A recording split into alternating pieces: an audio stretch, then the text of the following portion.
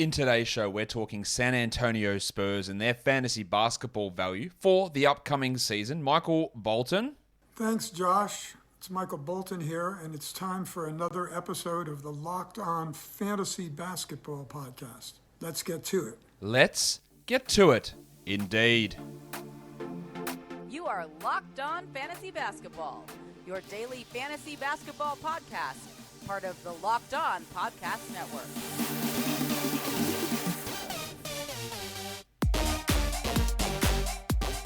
Hello and welcome to the Locked On Fantasy Basketball Podcast, brought to you by Basketball Monster. My name is Josh Lloyd and I am the lead fantasy analyst at basketballmonster.com and at Yahoo Sports Australia. And you can find me on Twitter, as always, at redrock_bball and on Instagram at Locked On Fantasy Basketball. Let's talk San Antonio Spurs. Let's talk their fantasy value. Unless you want me to sit here and talk about the Western Bulldogs, I can do that for half an hour. But no, let's talk Spurs. Let's talk their fantasy stuff, and let's get straight into what's going on and looking at their schedule. Pretty bad, to be honest. 47 quality games only for San Antonio. That's well below average. They have 14 back-to-backs. Not really worried about that with anybody jumping into the season, but of course injuries do become the concern there. And then the default Yahoo playoffs, it's pretty rough. 10 games, including the dreaded 2-game week. 4 games in week 1 is great.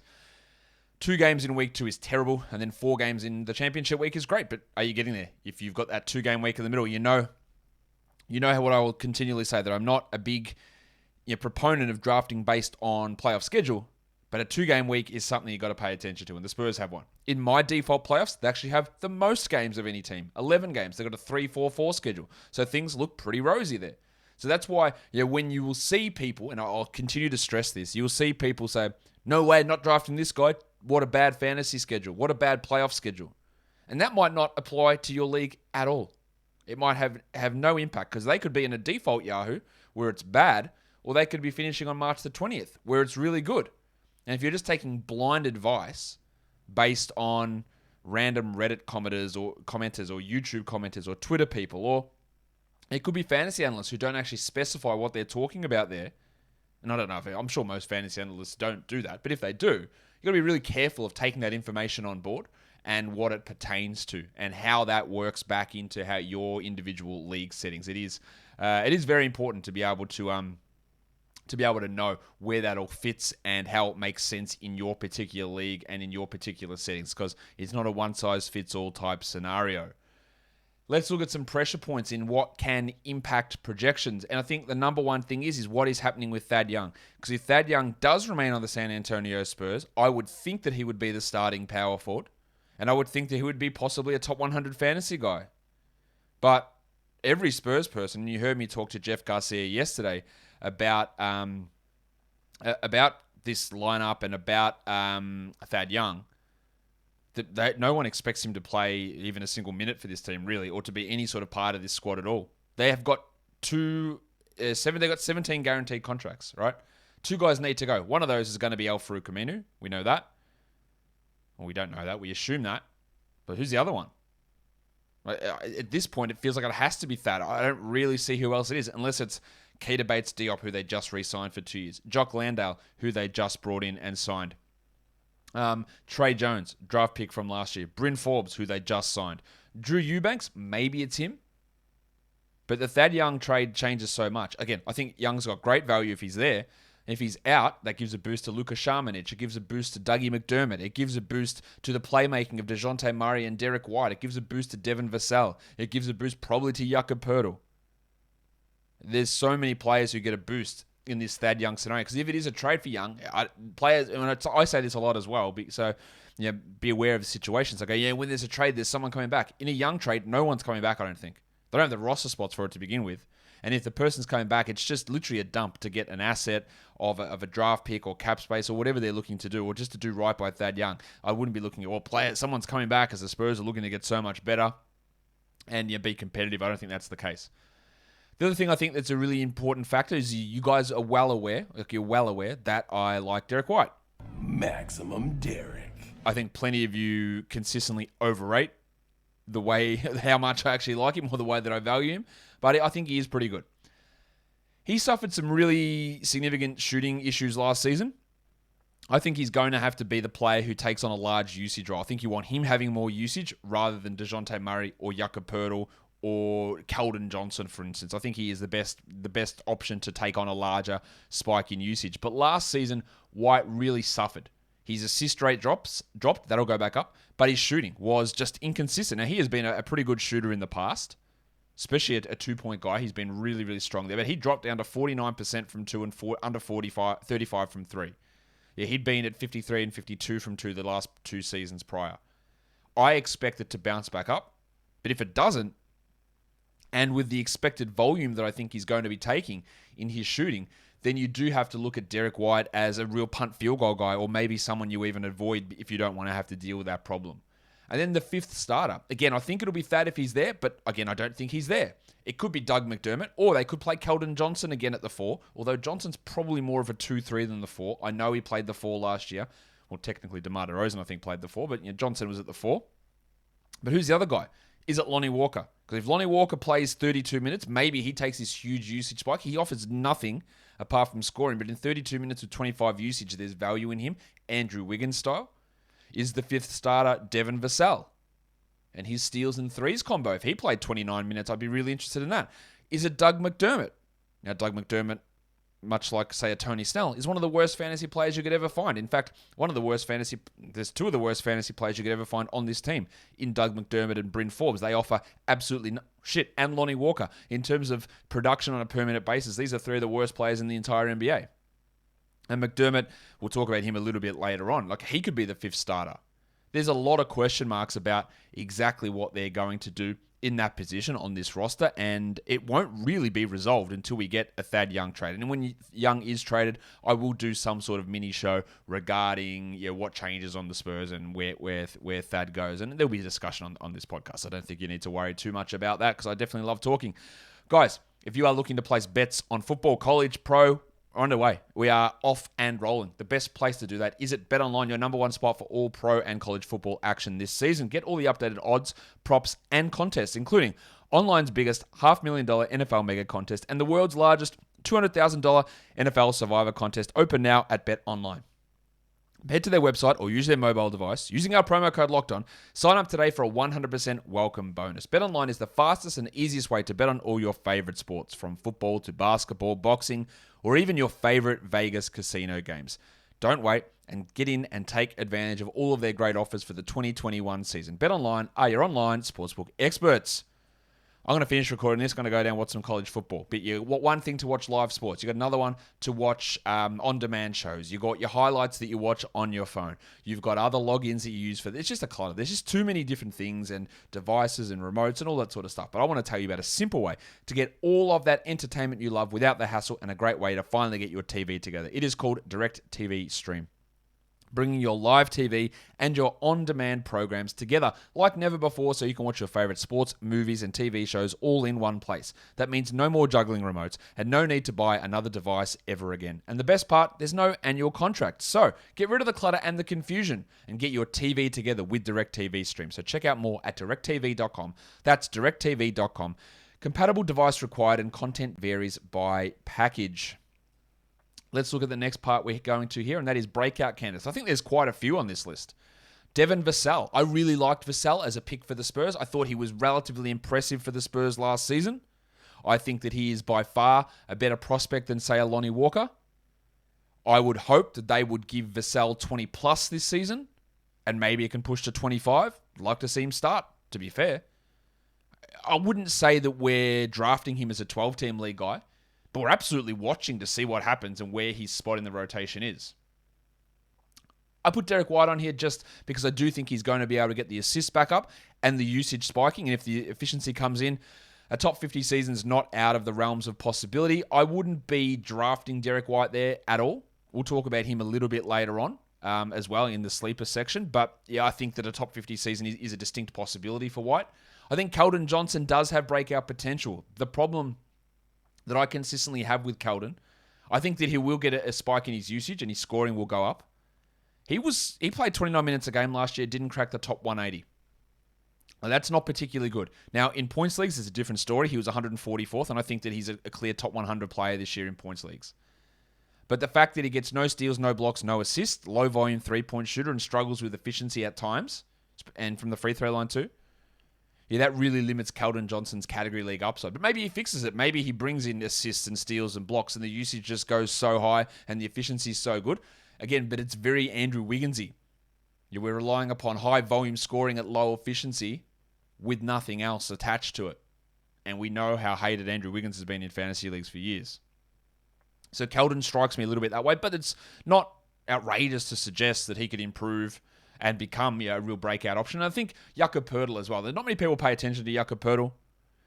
His offense has got a long way to go. His free throw shooting's bad. I think he's a better free throw shooter than what he showed last season. But he can be a solid 10-10 perhaps guy, maybe 2 blocks. Not sure what else he's going to bring. But I think there is an ability for him to establish himself, or for people to realize that this guy is a legitimate NBA starting center, even if there's maybe not too much top-end absolute upside for Jakob. He is a guy that can take at least some steps forward this season and start to really establish himself as a guy that you feel comfortable with, locked in there as your starting 5-man. Let's look at some sleeper options now. Let's go to Derrick White. Again, I think the reason I want to talk about this, it's not just the whole Derrick White show, but he's ranked 81st on ESPN. He's ranked 62 on Yahoo. Now, 62 on Yahoo is totally fine. Like, I think, to me, even though I think he can crack the top 50, I probably look at him as a 70 type player, like in that area is where I'd look to draft him. What is really important to know is he is currently ranked 62 on Yahoo, and I think they've recently adjusted this, but his ADP is 98. So depending on how people are sorting, by rank or ADP, he's still at 98. ESPN, they've got him at 81, but he's being drafted at 104. So people are seeing Derrick White at the top of the list, and they are passing multiple times. If you were getting passed over 20 times or 30 times, based on the discrepancy between rank and ADP, people are letting him slide. So that's why I think that he can be, let's say worst case top 80. I can get him at 90. I can get him at 70. Now, you might be in a competitive league, and then you might be in a league, and people listen to this show, and they believe the same thing that I do regarding Derrick White. Not because I say it, because they watch him play, and because they believe, whatever it is, people believe that Derrick White is good, right? That doesn't mean that you go, I have to get my hands on Derrick White. That's not what it means. If someone wants to go into round 4 and take Derrick White, just let him do it. If you're in an auction situation and Derrick White's getting bid up and bid up and bid up, let him take him. You do not have to get Derrick White. I cannot stress this enough. He looks like a great sleeper with an ADP of 98. If I can get him at 80, I love it. I absolutely am really happy with that. If I can get him at 100 on ESPN, that's unbelievably good. I'm really happy with that. But if someone gets him at 60, I don't go, I've lost everything. Because I just go, well, maybe he doesn't get to 60. Yeah, the value's not there, and understanding that I think is really important. I love to get Derrick White if he falls enough, but my draft isn't ruined if I haven't. It doesn't kill me if I don't get him. Like, I'll get someone else. Thad Young's at 145 on ESPN. I thought I'd bring this up because look, Thad was the 94th ranked player last season. He was 91st in points leagues in only 24 minutes. What ends up happening with him is a great determiner of how this value looks. But at 145, that's a last round flyer. Yeah, I'm happier taking Thad before that if we know he's in a solid role. I don't know where he's going to be. Yahoo's got him at 109. Fantrack's got him at 122. It's all okay. That's all fine. But there's a lot of uncertainty there. Now, I said that Doug McDermott's one of the worst fantasy players you can find, and that's true. He's at 290 on Yahoo, though. He played 25 minutes a game last year. He was 183rd. 290 is ridiculous. He is much better than that.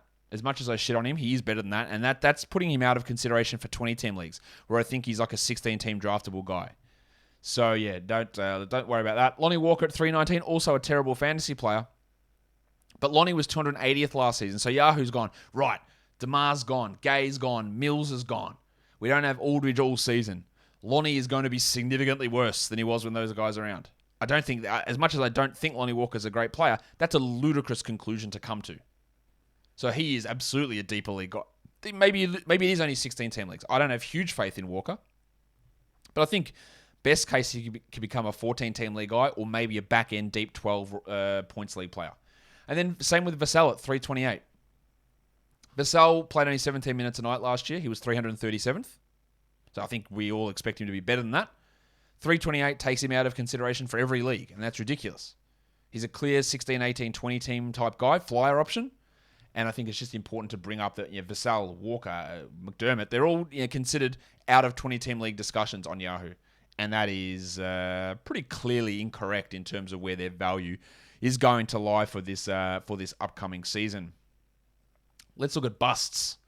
And there's only a couple of guys that I want to talk about here, and one of those is Doug McDermott. Now, when you're picking at 137, it's hard to be completely like this is a bust. But I just do not think that McDermott has the fantasy game to be a guy that you would take in round, say, 11 of a 12-team league draft. Maybe be a back in round 10. Well, not so round 11, sorry. I just don't see that. I think that Doug can maybe be a top 180 guy, maybe. Maybe he pushes to top 160. I don't see him as someone who I'd want to prioritize, not even in the last round of a draft, which is what that rank would suggest. And then for some reason, ESPN has Zach Collins ranked at 197. Zach Collins may not play at all this season. He had his third foot surgery for a fractured foot in, I think it was July. He had one in August last year and then one, I think, in November last year. He might return. But even if he does, what's his role going to be as he comes back? And it'll be low minutes, no back-to-backs. And they're looking at him as a top 200 player. While they've got Walker at 270 and Vassell at 304. My guys, no. Just absolutely no for Zach Collins there. It makes no sense to have him ranked in that position. But what does make sense is to get your parts for your car at rockauto.com. You don't want to go to a local chain auto parts store. Why waste your time? Why waste your money? Why waste your energy being talked down to by the bloke behind the counter? Yeah, mate, you think you don't know what you're talking about. You probably need 3 of these and it's going to cost $200 a pop. And you'll go, aha. But no, I'll go to rockauto.com and I can save so much money by getting my parts directly there. Rockauto.com is a family business serving auto parts customers online for the last 20 years. Brake parts, tail lamps, motor oil, even new carpet. Rock Auto has everything you would need for your car, whether it's a classic, a daily driver, your people mover, whatever it is that you got, Rock Auto is going to help you out. So go to rockauto.com, check out their great their great array of products. And in there, how did you hear about us box? Right, locked on, so that they know that we sent you. Amazing selection, reliably low prices, all the parts your car will ever need. rockauto.com. And of course, Built Bar is also here, the best tasting protein bar ever, whatever your favorite flavor is. Maybe it's cookies and cream or mint brownie or orange or raspberry or double chocolate or salted caramel or grasshopper cookie or lemon almond cheesecake or coconut almond. I could keep going on and on. There are so many delicious flavors at Built Bar, but not only is it the taste that makes us keep coming back, because these are also healthy. 17 to 18 grams of protein, 130 to 180 calories per bar, and just 4 to 5 grams of sugar and 4 to 5 grams of net carbs. Built Bar, you can get them for 15% off at built.com. So go ahead, type it in, built.com. It's only 8 letters, 9 characters. Type that in. And in the promo code section, type LOCKED15, another 8 characters, LOCKED15, and that gives you 15% off. So go to built.com, use the promo code LOCKED15. Built Bars are the best tasting protein bars ever. Let's look at some deep league flyers now for the San Antonio Spurs, or last pick in standard leagues. I think Keldon Johnson fits that bill as a last pick in standard leagues. He was that last year. He started off all right, and he really, really dropped off. His lack of assist, steals, blocks is a real problem, and the poor free throw shooting is an issue, but you're talking about a points league. I think top 100, top 90, top 80 is a real possibility. It is a big discrepancy because, the value of steals, points, and percentages in category leagues are obviously weighed pretty highly, whereas in a standard Yahoo points league, they don't mean anywhere near as much. So his value, because he's just going to get that nice bump in usage, some good scoring, decent rebound numbers, he'll be pretty good. I think Devin Vassell is a nice later round pick in deep leagues, as I mentioned. But if you want to go really deep, and I don't even know if these blokes will play every night, but Trae Jones looked great in Summer League. He's a much better point guard than their current backup option, which is probably Bryn Forbes. That's pretty gross. I don't know if Pop will give Jones that option, but I'd like to see him get 18 minutes a night. I think he looked really good.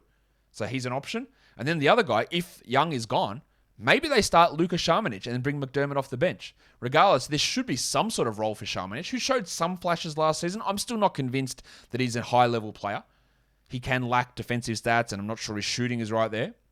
But in a deep league, he might literally find himself as a starter. So don't be completely scared off from drafting big Luka Šamanić. Let's move on to look at the rest of these players, and we will go with Dejounte Murray first and foremost. Murray was the 64th ranked player last year in category leagues. He was the 55th ranked player in points leagues, and I think we expect to jump forward this season. I think it'll be between him and White as to who ends up the season as the highest ranked player.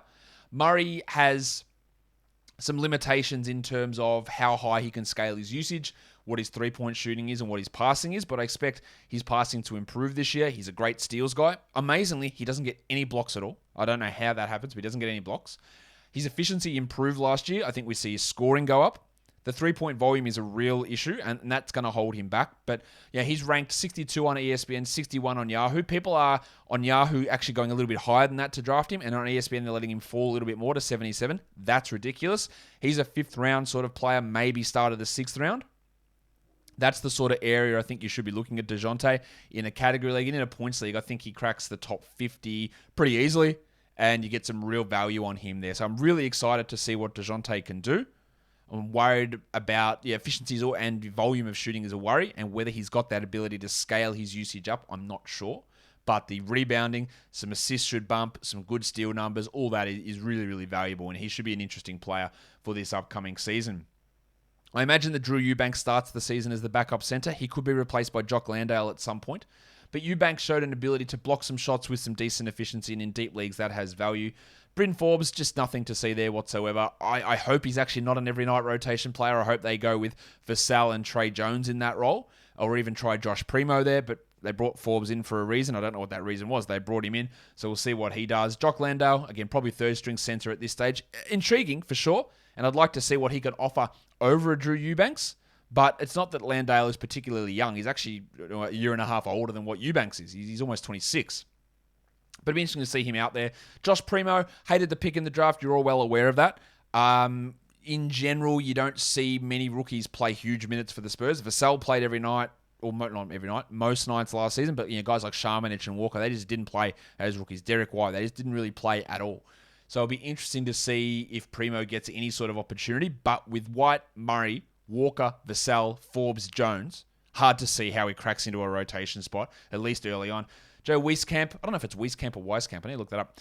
Two-way guy, could be a shooter, but yeah, I don't really see too much happening there. And then you've got El-Farouq Aminu and Keita Bates-Diop. I don't think Aminu is going to be on this team. While Bates-Diop, there's just not much in terms of a role available. He likely is going to be behind McDermott and Sharmanich, but if Young is gone, maybe he can get some sort of scrap for some sort of backup power forward minutes. A bit surprised they brought him back, to be honest. I think he's solid enough, but he's probably not NBA rotation caliber at this point. Not that he'll ever get there, in my opinion. Guys, that'll do it for us today. Don't forget, follow this podcast, Apple Podcasts, Google Podcasts, Stitcher, Spotify, and on the Odyssey app. Give it a thumbs up. Leave a comment here on YouTube. Subscribe, notification bell, all of that stuff. Guys, we are done here. Thank you so much for listening, everyone.